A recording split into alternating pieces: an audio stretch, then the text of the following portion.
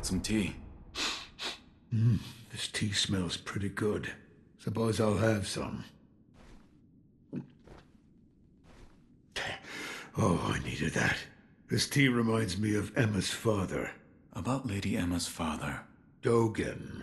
He was an extraordinary doctor. He was also very well versed in mechanisms and devices. Better put, he was obsessed with mechanisms to the point that it affected his health. He didn't take much else seriously, but I owed him my life. And we could say that you owe him your life as well. What do you mean? When I lost my left arm, Dogen created that thing, which has now become your left arm. The first version was a complete failure, didn't work at all, so he remade it. Then he remade it again and again, countless times. What? He told me I needed to practice with the prosthetic in order to use it properly. So Emma would pester me into carving her spinning tops and other toys. After much training of that sort, it came to be called a shinobi fang. In other words, that prosthetic arm is Dogen's legacy. His legacy?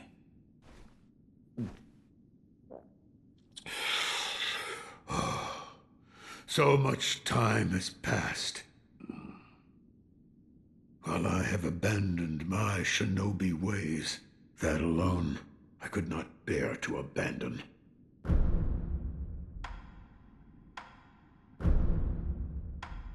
I brought some sake. Don't mind if I do.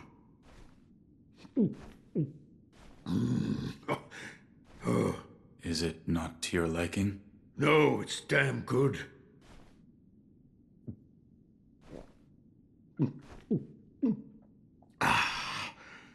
But it does make my old wounds ache. Your left arm? Yes, and this sake was a favorite of the man who cut it off. Who was? Lord Isshin. Isshin? Why? He did it for my sake.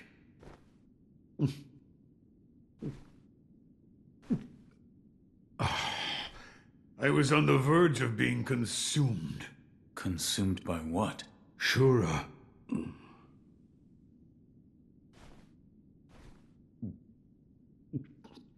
Well, whether you believe me or not, that's for you to decide. But you do well to beware Shura's shadow.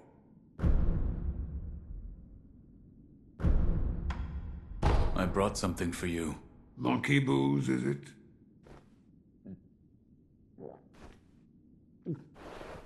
It burns the throat, same as ever. This really brings back memories. Did you drink this often? I trained in the techniques of the shinobi, in the valley where the monkeys dwelled. By yourself? No, there were two of us. We were rogue shinobi. There was no proper master for the likes of us. That's why we went to the valley. To run, to jump, to clash swords. Where one slip would mean your doom. That was how we trained. We came to move exactly as monkeys did after a time. I'd drink this monkey booze whenever I tired of training. And I'd listen to the howl of my partner's whistling finger while I drank. Howl? It was from his unique ring. Whistling through that ring would fill the valley with a somber melody. Strangely enough, I enjoyed that sound. I listened to it so often. I brought sake. Ooh, Dragon Spring? That's fine quality sake. I'll take it then. Now that really hits the spot. Oh, there's nothing quite like this. I often drank this with Dogen. Emma would keep our cups filled. Have you known Lady Emma for long? Oh, that was a long time ago. I found her on a battlefield. A battlefield? She crept up, slowly towards me, her eyes fixed, unwavering on the rice I held in my hand. It became too much to bear, so I gave it to her. Then she just started following me. After that... Well, a while later, Ashina became a dangerous place for the both of us. Around then, Dogen adopted her as his daughter. I suppose it didn't really matter where she ended up. One thing's for sure. She's happier for the fact she wasn't raised by a shinobi.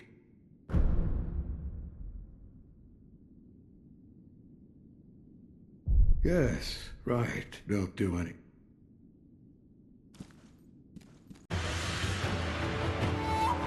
Sekiro, what does it do?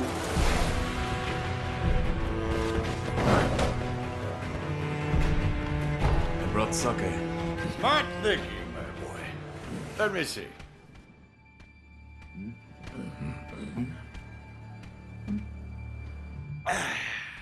That's some good sake. This is how we drank when we won our battles.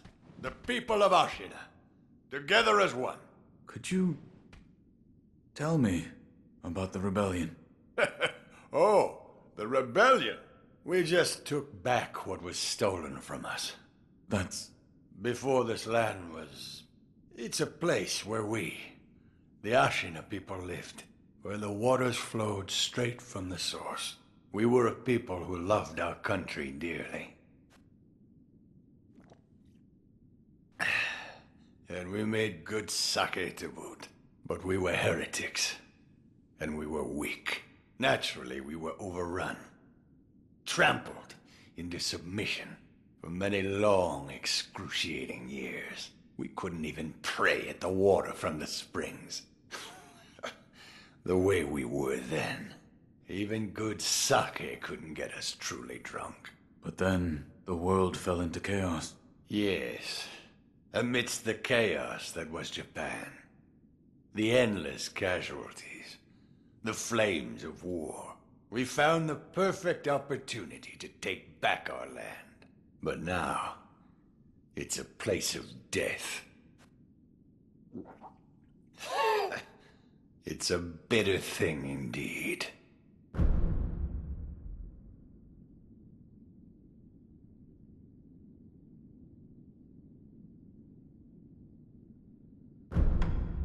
Here. Are you offering me this? Delightful. I'll take it.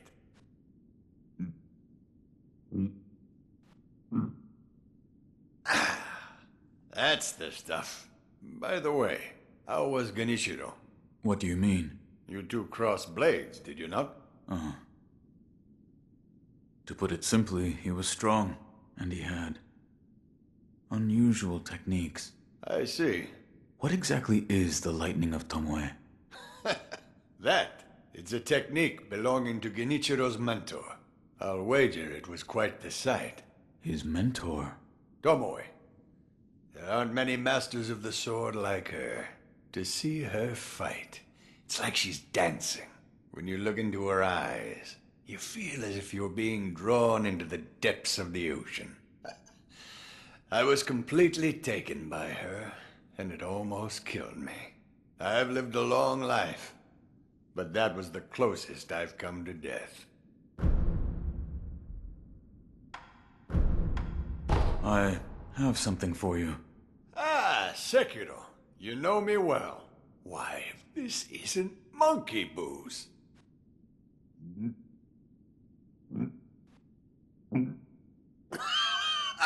So this is what it's like to breathe fire. Do you know what other name this sake goes by? I don't. You don't? They call it Shura's wine. I killed one once, long ago. Shura, or something very much like it. What is Shura, exactly? Those who go on killing will eventually become Shura. They don't even remember why. Simply enraptured. They kill solely for the joy it brings them. I see it in your eyes, too. The shadow of Shura. Give me cause, and I will kill you. It would do you well to remember that. I see. Here. Well, well. If it isn't Dragon Spring. You've really done it this time, Sekiro.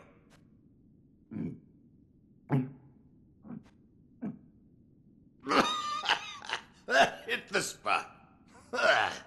Whenever I used to get my hands on Dragon Spring, bunch of fools would start coming to me, demanding drinks. Fools.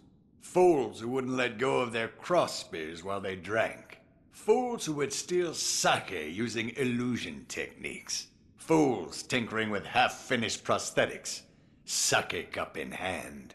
And even the cunning owl, who despite his size would turn bright red after the first drop. That's... Yes, your father was a fool too.